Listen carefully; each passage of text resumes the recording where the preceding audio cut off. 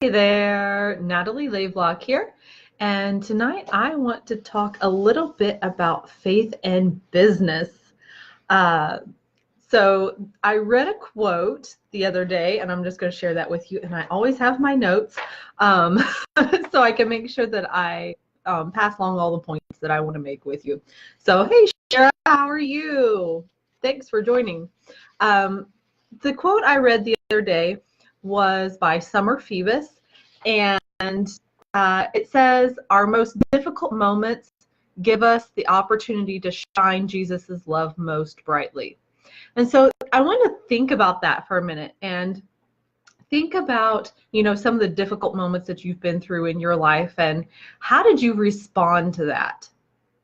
What were the things that came out of you basically in those difficult moments? Was it when you were going through the rough stuff, did you pray and have praise, and were you angry? Were you bitter? What came out of you during those difficult moments? So I want to talk about this in terms of business, because I know a lot of people that are going to be watching this are either established entrepreneurs or they're building their businesses.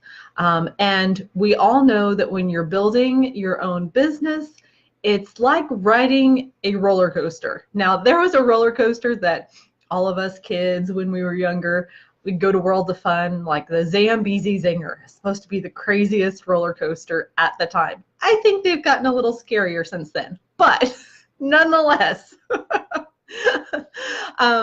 we were going to go to this roller coaster, and it started out that when you see the roller coaster from a distance, it looks fun, it looks exciting, and it's like, hey guys, let's go do this, right? So everybody gets excited and they all decide that, yeah, that's the thing to do. We're going to go ride this roller coaster.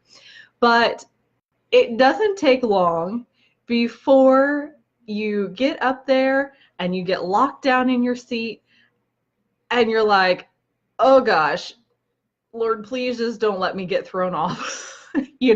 Please don't let this harness come loose in the middle of this ride, because I just really don't want to die today, right? It's the same thing when we start our businesses. You see it off in the future and it looks exciting, it looks enticing. I'm going to break free, I'm going to try something new. And so it's like, all right, lock and load. And then once you get started, you're like, oh shoot, what did I just do? Maybe you left a corporate career, maybe you left all of your benefits behind, and you're like, oh, this is either the best thing or the worst thing that's about to happen to me. And so just like riding a roller coaster, you start to go up that first hill, you start to ascend, and you're excited until you get right to the top and you see the hill going down the other side, right? Has anybody been at that point where you're at the top, you're going up over that hill on the roller coaster, and then you see the drop on the other side, and you just say to yourself, oh, shoot, shoot. Okay, so you crest the hill, and you're hurled towards the earth, and about the time you want to throw up, you reach the bottom, and you start to climb again, and you're able to catch your breath for just a second. And then right as you're starting to calm down a little bit and like, okay, that's over, we got this mastered, you see the twists and the turns and the loops coming up, and you're just in for the ride of your life.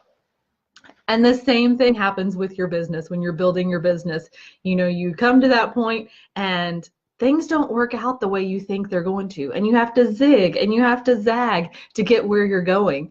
And then you see these loops and you're like, oh my gosh, what's going on here? It leaves you a little bit confused and frustrated about where you are and the progress that you're making.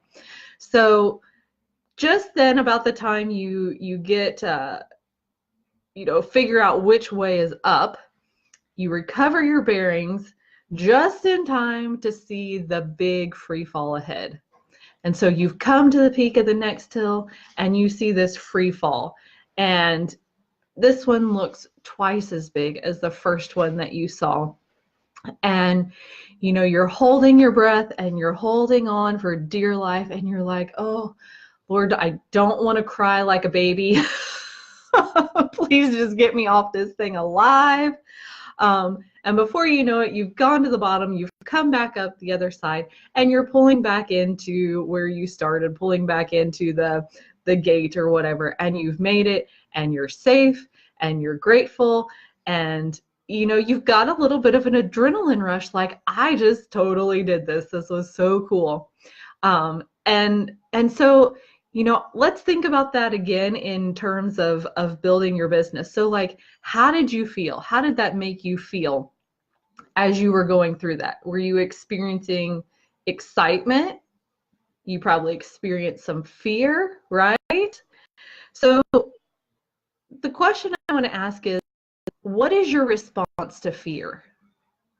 How do you respond when you come up against a situation maybe that you've never been up against before, a situation that challenges who you know yourself to be and really calls you to step up your game, to get out of your comfort zone and go to that next level? How do you respond? Do you backtrack? Do you pray your way through it? Do you commit? Just like, this is what I was called to do, and by golly, I'm going to do it. Do you find yourself cursing and blaming other people, or blaming the situation, or, trying to recruit other people to come on board with you? Like, this is the most ridiculous thing ever, and see who all you can rally to your team. So what is your response to that fear? And how does that reflect Christ within us? Then I want you to think about how you felt at the end. When you found out you were safe, were you grateful? Did it deepen your faith when you came out the other side of that experience? And, I know for me, I share my story a lot because it's a story of faith. It's a story of stepping out in courage. And I walked away from the corporate career and really climbing that corporate ladder because I felt God was calling me to something more. And the crazy thing is, when I did that, really, we were positioned in a way that we should have only been able to make it in starting up my new business and everything for about 3 months. And yet God is faithful. God sustained me till my business could take off, and he continues to sustain us, continues to provide for us, because we walk in faith and we walk in courage, and we trust that he's going to continue doing that for us. And so that's one of the things I want to encourage you about tonight is, just being willing to commit and to walk in faith. So let me ask you too, going back to the roller coaster analogy, who got on that roller coaster in the first place? It was somebody who was willing to try, right? Somebody who is willing to take a risk, someone who chose faith over fear. And so when you think about taking the risk and faith over fear, it doesn't mean you do dumb things, but you're able to kind of put things into perspective. Like, really, what's the biggest logical risk that comes associated with riding a roller coaster? Most likely it's going to be, I didn't really like that. That wasn't really my cup of tea. So let's change it. Let's go on a different ride. Let's try something different. I don't have to do that again. But it was the people who were willing to try, right? And the same way,